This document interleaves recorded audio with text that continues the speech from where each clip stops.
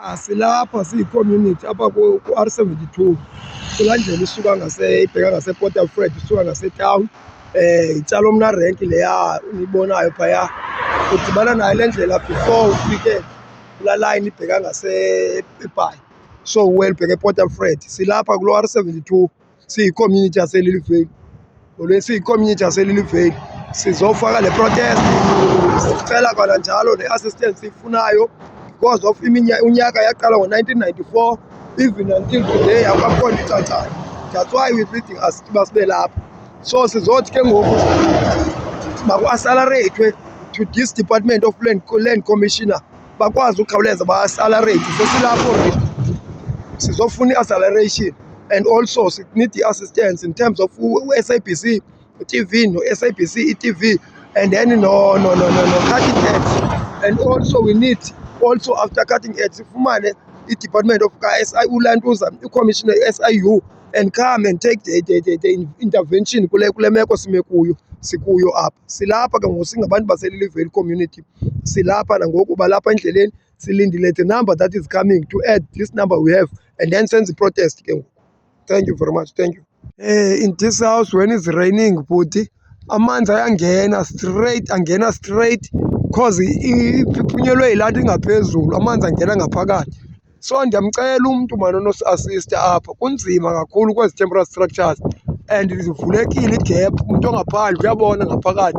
Jonga amazinki phezulu, igap imvula ingena ngaphakathi endlini. Kunzima nje ezubona apha wena, ezubona jonga apha ezantsi. Amanzi angena yonke laa ndawo, xa kunethayo amanzi angena phaa ezantsi. Zijonga apha phantsi, zihleli phantsi ibhaxa, amanzi angena ebaleka.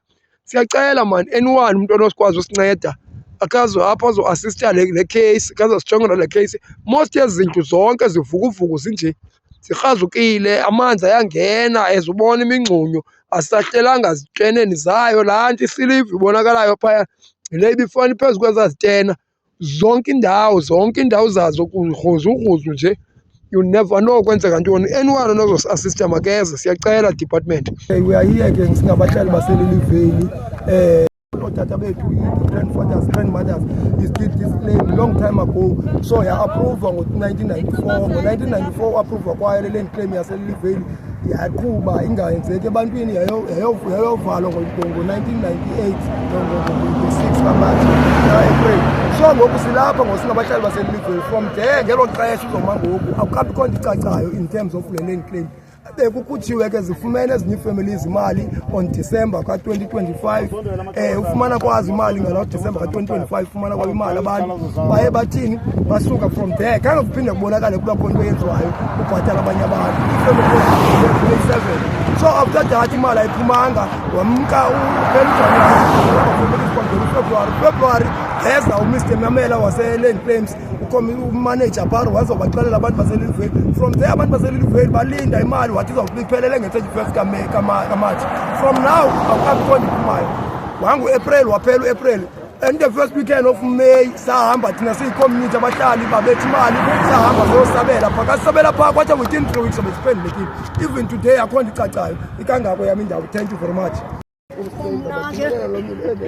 Intombazana ncwadi ndikwalapha eLilivale. Ndilinde imali yethu kudala, ndiyilindile, abanye abantu babhubha bayilindile.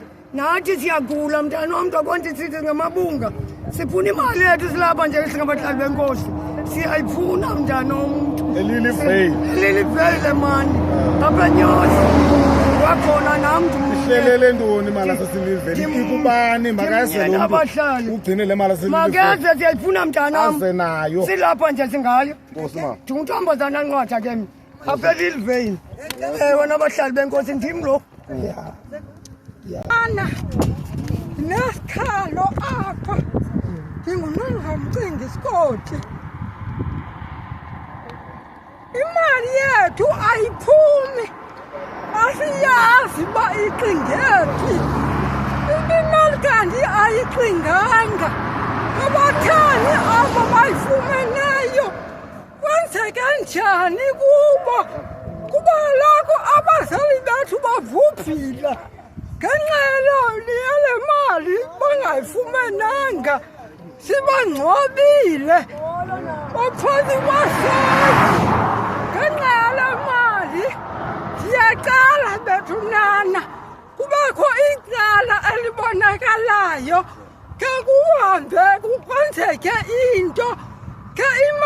yethu siyifumane nathi sikwazi uxola singaxola njani xa singayifumaniyo imali yethu ngoba kaloku asikwazi uyifumana singabahlali baselilivei kudala sikhala ngabathali aba bayifumanayo ukhethe bani ankosi ndiyabulela Tamaoli silapha ke ngoku singabahlali sibona uthatha this thing to the next step level and we want to accelerate this project le point sibambileyo apha abantu bayaphela bayasokola abanye bayasweleka akude iphume imali so sithi ngoku ke ngoku enough is enough.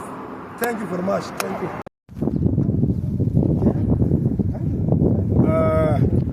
Kubaleka kwesithuthi sehlayo kudala kulindiwe apha ebahlaleni baseliliveli balinde imali yabo le engaphumiyo umuntu bekwa ngapha nangapha asibeke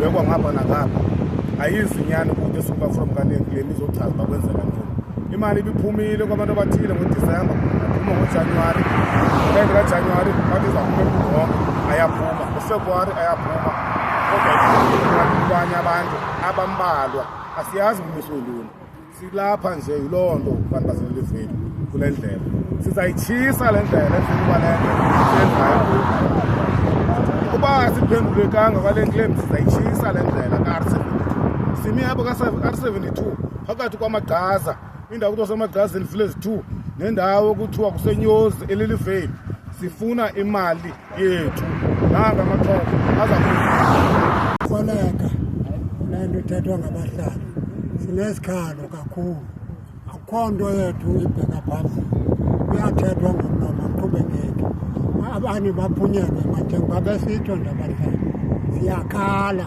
and sizathatha action ngokusuka asizubuyanga sicela into anye ngokuba sizaphe sife nathi sibeka imali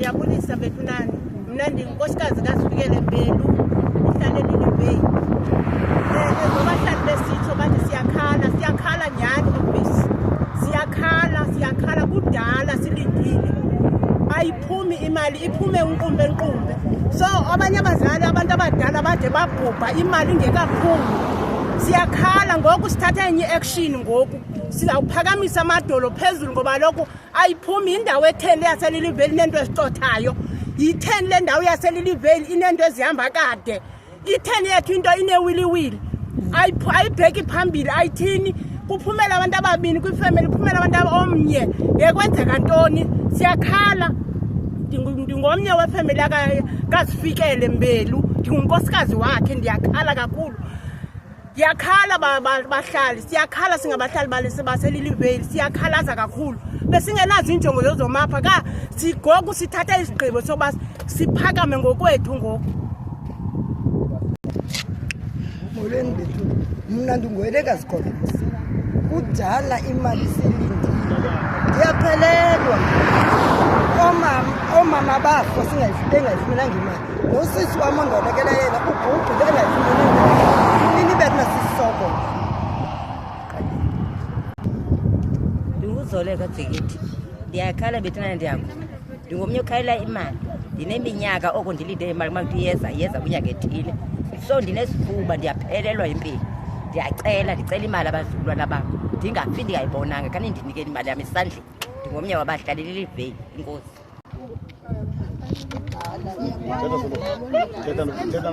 ngale mali omhlaba Ukwedeni kasinikele imali yethu siyafa ngokuthi ngamaxhekwana 85 nansi apha kuthi uthini le nto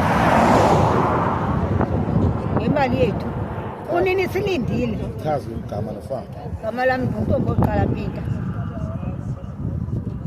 Bantu kamawenzi noma ngitshela